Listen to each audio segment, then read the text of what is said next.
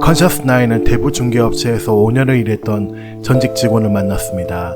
그는 자신이 일했던 곳에서 벌어졌던 합법적이지 않는 일들에 대해 제보를 하기 위해서 이날 컨셔스9 제작진을 만났습니다. 그가 일했던 대부 중개업체에서는 돈이 필요한 고객에게 대부업체를 연결해주면서 고객에게 수수료를 받는다고 합니다. 원칙적으로는 고객에게 수수료를 받는 것은 절대 있어서는 안 되는 일입니다. 특히 심각한 문제는 고객의 개인정보를 나쁜 곳에 팔아넘긴다는 것입니다. 컨셔스9은 대부 중개업체 전직 직원의 이야기를 들어봤습니다. 선생님은 예전에 대부 중개업에 종사하셨다고 얘기를 들었습니다. 네, 맞아요. 거의 한 4, 5년 정도 종사했었습니다. 거기서 어떤 역할을 맡으셨습니까? 저희가 하는 거는 이제 대출이 필요한 사람들을 저희가 이제 중개를 해주는 역할인데요. 이 중개를 1금융권이나 2금융권, 이제 3금융권, 1수, 그 다음에 이런 데까지 저희가 중개를 해주고 거기에서 그냥 이제 커미션을 받는 일을 했었습니다. 저희가 하는 거는 뭐 100%다 영업이고요. 네. 원래 대부 중개라는 게 이제 대부 3금융권, 뭐 러시앤캐시, 뭐 리드코프 이런 금융사에서 저희가 중개를 그쪽에서 해주고 이제 거기서 이제 대출이 최종적으로 승인 나면은 이제 그 해당 금융사에서 저희한테 이제 커미션을 주는 게 원래 맞는 건데 대부 중개라는 게 근데 제가 있었던 데는 저희가 이렇게 대출을 내어주고 나서 이제 은행에서만 저희가 커미션을 받아야 되는데 은행 그 고객들이 은행에서 대출 승인받고 저희가 이제 그 승인받은 금액에서 또 커미션을 받는 그런 불법적인 일을 하는 게 보통 대부 중개가 다 그렇습니다. 선생님 업체는 합법적인 업체가 아니었네요. 네, 전혀 합법적인 업체 아니었고요. 네, 완전히 불법이었습니다. 근데 그 부분을 고객들한테는 어떻게 설명을 합니까? 그러니까 저희가 보통은 모르시는 분도 있으시고 아시는 분도 있으신데 보통은 잘 몰라요. 근데 아시는 분들은 저희가 뭐 이거 수수료 왜 떼느냐라고 하면은 뭐 이게 공정비용, 출장비 뭐 이러한 핑계로 뭐 말도 안 되는 핑계로 저희가 이제 그거에 대한 수수료를 받았어요. 그런데 실제로 그 수수료를 고객한테 받기 위해서 직접 나가신다고도 얘기를 들었습니다. 아, 저희가 직접 나가진 않고요. 저희는 이제 연결만 해주고 이제 최종적으로 대출 승인이 나면은 거기서 이제 그 출장팀이라고 따로 있었어요. 그래서 출장팀이 그 대출 승인 받기 전까지 이제 옆에서 대기했다가 최종적으로 대출 승인 나면은 이제 같이 ATM 가가지고 뭐 카드가 있잖아요. 카드에서 이제 카드를 써가지고 ATM 가서 인출할 돈을 이제 받아갔어요.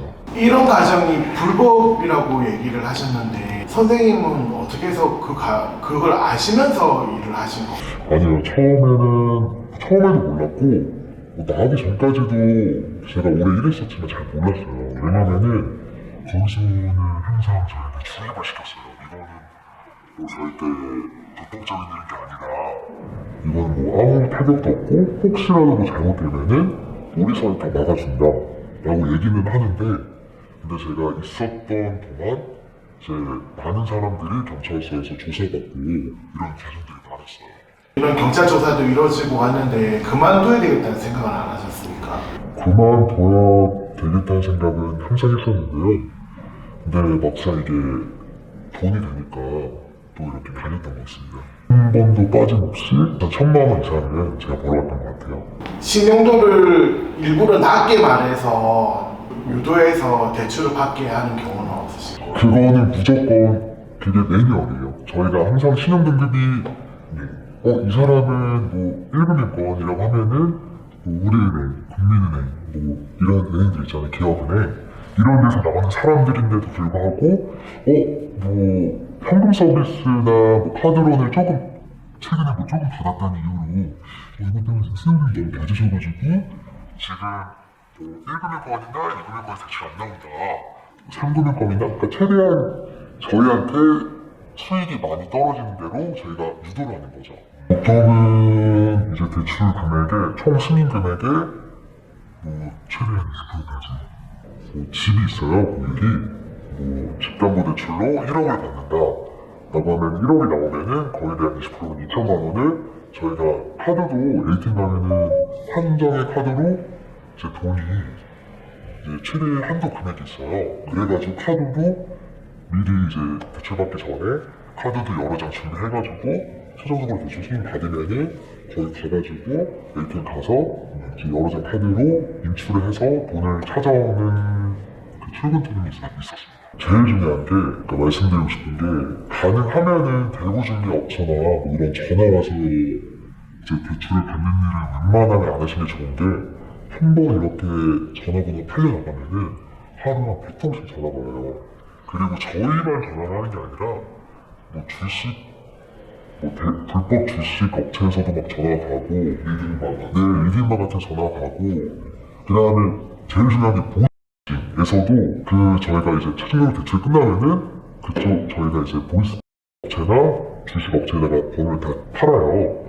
DB라는 게 또 질이 좋은 사람들이 있고 질이 안 좋은 게 있는데 그 뜻이 이 사람은 뭐 돈이 좀 크게 나올 것 같다 라고 하는 사람들은 이제 DB 가격이 더 비싸요.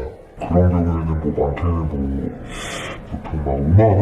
네, 그렇게 질이 좋은 사람들은 걔네들이 또 전화해가지고 걔네가 이제 고객들이 받은 금액을 그 사람들이 다 이제 뺏어가는 거죠. 그러니까 아무리 그때는 뭐 중개 업체 통해서는 안 하시는 게 좋고요. 토스나 카카오뱅크나 최근에는 대부 업체에서도 그렇게 한 번에 통합 조회하는 게 나왔더라고요. 그거 통해서 꼭 하셨으면 좋겠습니다. 그때 지금 대구 중개에 종사했던 일을 후회하시는지 혹시 죄의식이라고 할까요? 이제 죄책감이라 할까요? 이런 게 좀 있으신지. 죄책감이 아주 크죠. 네, 아주 크고 제가 말씀 안 드린 게 있는데 여기 경찰서에서 최종적으로 조사를 받잖아요.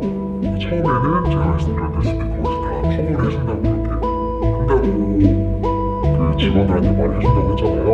근데 막상 그렇게 경찰서까지 가면은 그냥 꼬리를 잘라와요. 우리 모르는 일이다. 얘가 직접 보는 거야. 그러면서 이제 벌금 내고 그런 장면이 많으니까 그냥 그런 그 꿀바른 말들은 그냥 다 버리시고